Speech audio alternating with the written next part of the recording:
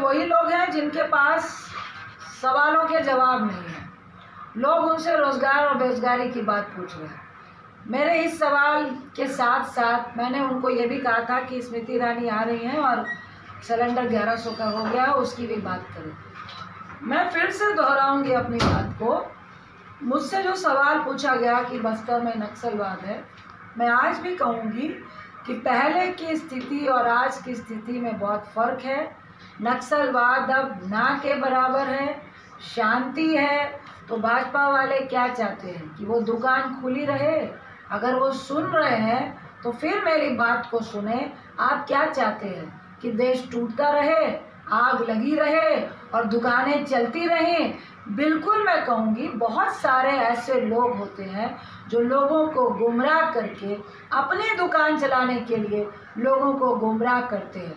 आज अगर नक्सलवाद 90% तक खत्म हो चुका है, आज हम लोग सुकमा में घूम रहे हैं, कोंडा में घूम रहे हैं, मैं चित्रकूट में रहकर आ रही हूँ, तो क्या आपको शांति पसंद नहीं है? देश जुड़ता पसंद नहीं है?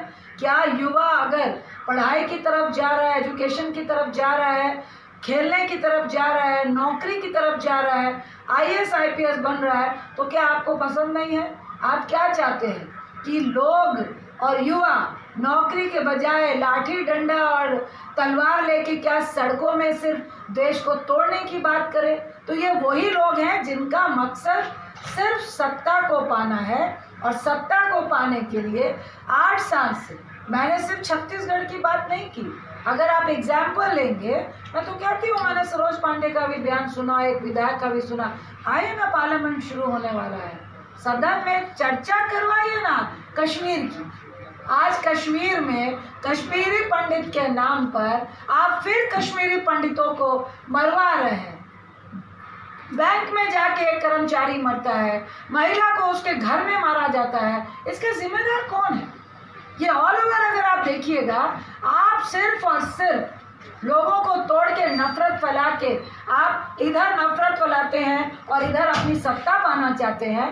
ये जो ड्रामा किया है आपने, ये देश के हित में नहीं है।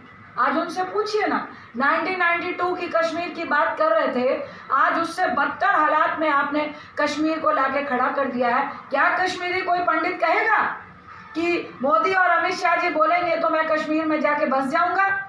बोलेगा? मैं उनसे पूछ रही हूँ और फिर दोहरा रही हूँ कि दुकान नहीं चलानी चाहिए। अब उनको शायद समझ में आएगा कि ऐसे राजनीतिक लोग जो नफरत की दुकान चलाते हैं, उनके बारे में हमने बोला कि अगर लोग शांति प्रिय हैं और जहाँ शांति हो रही है तो वहाँ पे कुछ लोग अपनी दुकान चलाना चाहते हैं, जो देश के हित में नहीं है।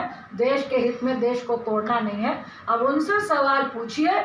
मैं कहूँगी जो कह रहे हैं कि भाई साहब आप कश्मीर में शांति बहाल कर रहे थे, इंफ्रास्ट्रक्चर बढ़ा रहे थे, क्या आप कश्मीरी पंडितों को सुरक्षा दे पाए हैं? मैडम, आप सवाल पे आ रही थी तो आज एयरपोर्ट में, माना एयरपोर्ट में स्मृति ईरानी जी को प्रेस वार्ता के लिए बुलाया गया, मगर